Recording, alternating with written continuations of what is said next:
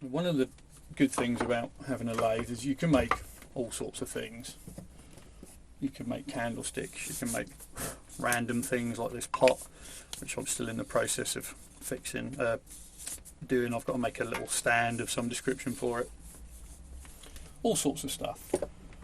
Now, a while ago I had a piece of wood which was basically the base of a stool, and I sort of struggled for things to do with it. It was a nice flat sturdy piece of wood, so what I came up with was these. And these are picture frames. So there's all sorts of sizes. These are all made from the same piece of wood, and I basically just used it all up and went as small as I could go, really, right down to one that's sort of that size. And the reason it took me a while to finish it was because once I turned the actual frame, I sort of thought, well, what do you use for glass? You know, you can get round pieces of glass cut, but it's quite expensive. And then I bought myself a piece of this, which is Perspex. As you can see, this is 3mm clear acrylic sheet Perspex. Very cheap to buy, and obviously it's much easier to cut into a circle than a piece of glass. So these are the ones that I've done, and I don't know what I'm going to do with them. The reason they're white like that is because I haven't peeled the backing off. The actual back of the picture frame is a piece of hardboard and a couple of screws, and then obviously from there you can either hang them on the wall, you know, by a piece of string or a little chain or a piece of wire, or you can even put a little picture hanging hook on there so you wouldn't see it.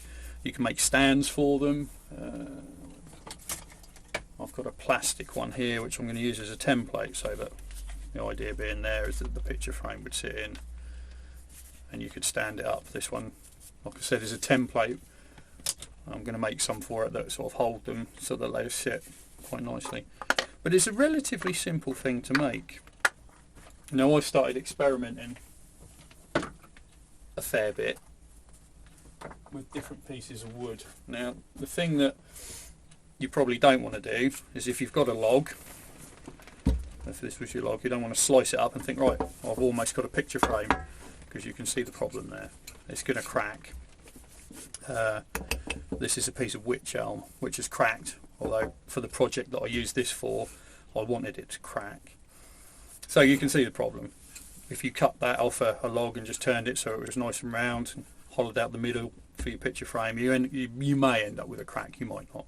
Depends on how seasoned the wood was. This is quite green when I cut it, but as I said, I wanted it to crack. But that's not to say you can't use a piece of wood like that. So this one I made not so long ago is a piece of birch, silver birch, and it's made from one solid piece of wood. It did have a slight crack in it, but birch has a tendency to do that, but I've managed to stabilise it and it'll be perfectly fine. It's probably got a bit more of a rustic look. And the piece of wood that this came from is here. So you can see what I did was I cut a section out of the whole log, relatively flat, and turned it on the lathe until I got the shape that I wanted.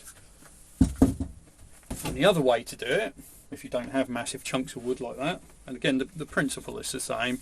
So this is the front of the frame with your pattern on, and this recess on the back would be where your picture sat, your piece of glass or acrylic, and then your hardboard backing. As I was saying, if you don't have big chunks of wood, you can do something like this. So this is, you can see, 3 separate pieces of wood which I've glued together and then turned the picture frame out of. These are just pine pieces of wood, but you can see it works, and if you stained this or painted it, you wouldn't see the joins quite so much. But again, easy enough to do. So what I'm going to do now is I'm going to turn these 3 bits of wood, hopefully, they've been lying around for a while, into a picture frame. So I'm just going to find the centre, and using a Forstner bit, I'll make a hole so that it fits on the chuck, and then I'll just use the lathe. I'll spin it quick so I get the circumference or the circle size that I want, and I'll cut the rest out on the bandsaw because it's just easier and quicker. But all this is construction timber, and I've used 2 bits the same thickness and 1 bit thinner as a feature really, and I did the same on this one. You can probably just about work it out from there. So these are the 2 larger ends, that bit, and then the centre bit down the middle. I just thought it gave it a better balance, especially as I probably won't stain this so much. This one, what I'll probably do is age the wood and make the frame look a bit more antique-y. Yeah, so find the centre of the wood, which is fairly easy. Use a pen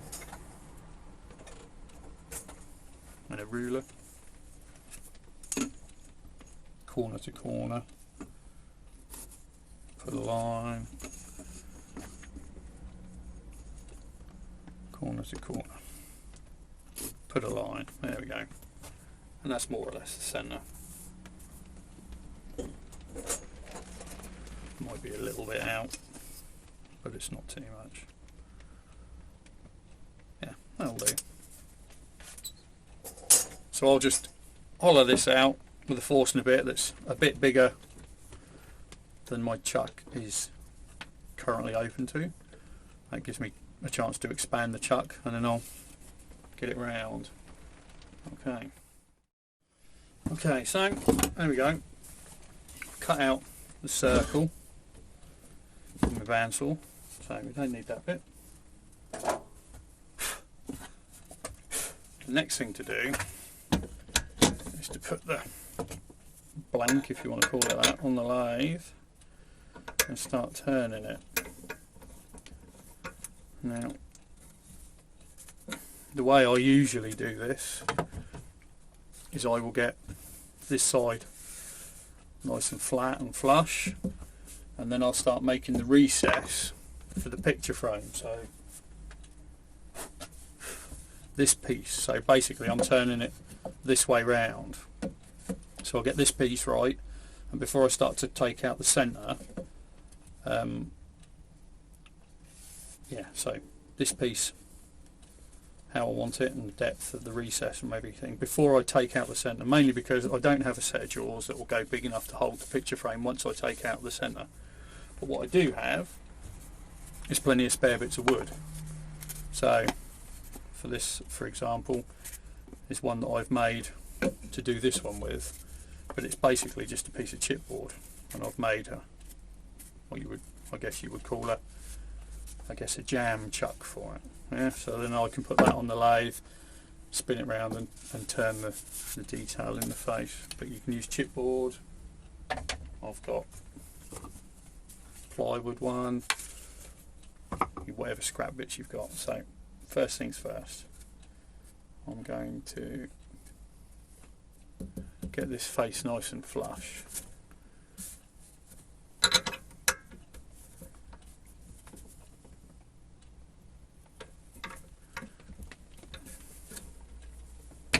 And I might just turn a little hole in there, flip it over, and so that I can get the whole thing nice and flush. Sometimes I've done that, sometimes I don't. So I'm just going to do that now.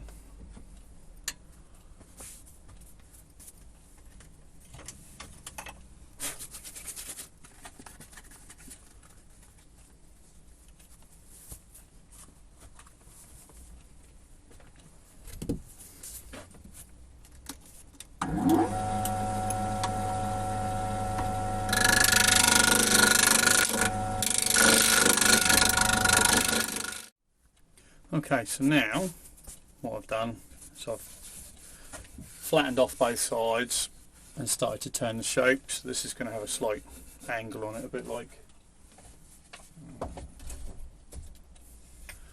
this one. You can see where it slopes that way. So now what I'm going to do, like I said, I'm going to start on the back first. And the first thing is to turn the recess that will house the acrylic and the backing, but I've got to make sure I don't make it bigger than this, otherwise I'm going to have to cut another one, which isn't a hassle, but I don't really want to. So I've marked this, the back of this, so that it's slightly smaller than this, so that then I can just ease it out. And once that's done, I can then finish off this edge, maybe take it down a little bit because I'm not sure I want it quite that thick, and then I can flip it over on here and turn the front and give it a sand, and it's done.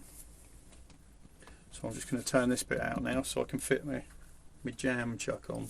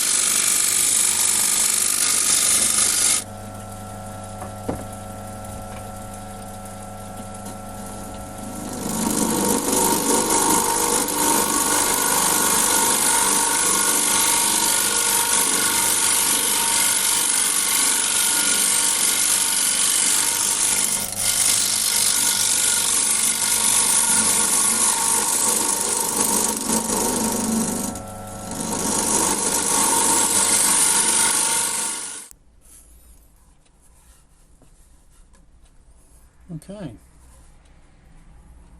so there's my jam chuck in. I'm just going to take a quick measurement. 5 centimeters. That's just so I know how far to take out on the other side. So what I'll do now is I'll sand this back edge, and I'll sand the side, maybe put a detail in it, I don't know.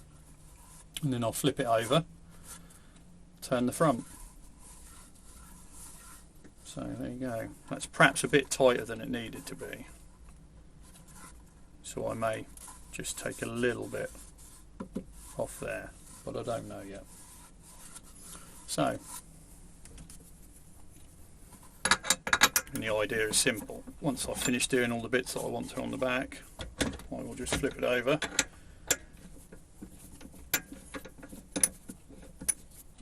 In the jam chuck, and then turn the detail that I want on the front. Obviously take out the centre part, one picture frame. Yeah, hopefully this one will turn out quite nice. I might make the front of the frame quite wide so I can get a lot more details in there. I don't know, or I might just leave it flat. Right. Let's just get the rest of this finished on the back.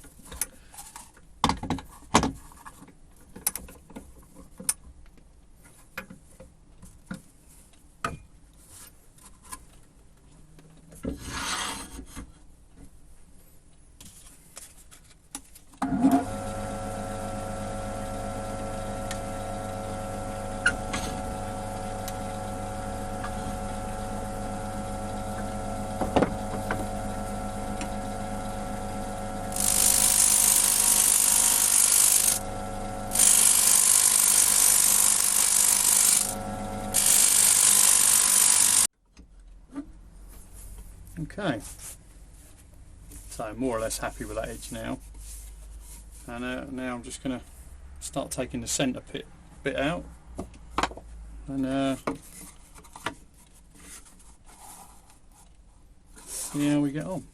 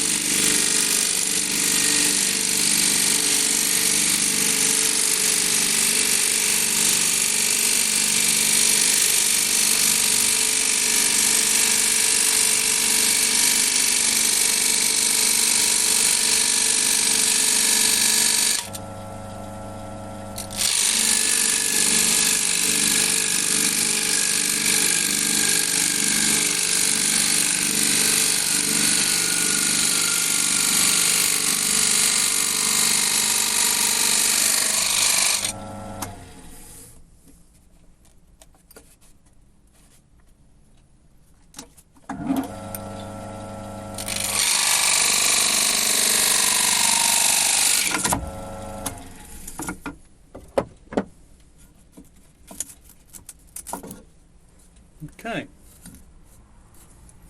save that for something else. So I've got plenty of room in there. Now I can just turn some kind of detail on here. Sand the inside edge, which I might do first actually, and then it's ready for sanding or whatever other finish I want to put on it.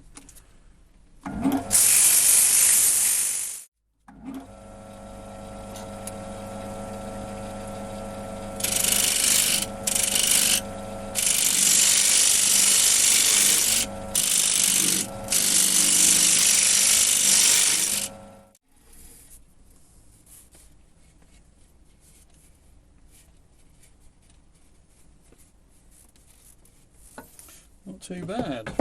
Now all I've got to do is sand it.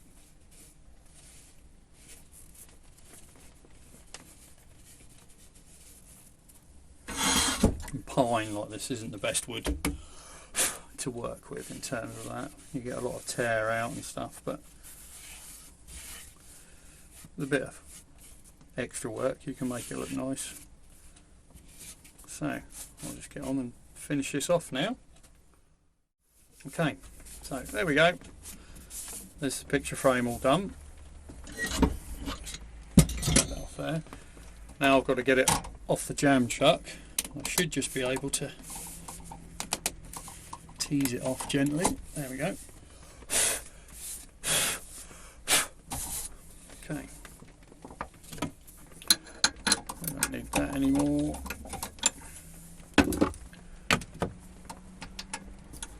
So there it is, one wooden picture frame. So next step, so I've got different sizes, different styles, different woods. So the next step is to obviously finish it with something. This one, like the other pine one I've got, I'll probably antique them. So I'll age the wood and then I'll wax them so they look a bit older. But yeah, so what we need now is an inner, obviously the glass perspex if you like, and a backing. Well, that's simple enough because we know that this is the same size as that, so we can just draw around it and cut it out. Simple as that. And if it is a little bit larger, and I'd recommend making it just a touch larger, we can always just sand it down. So I will, if I can find a pen that works, just draw around this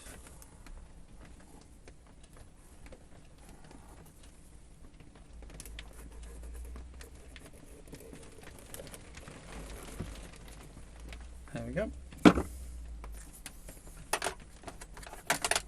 So all I need to do is cut that out on my bandsaw and then find a piece of hardboard or a very thin piece of plywood for the backing.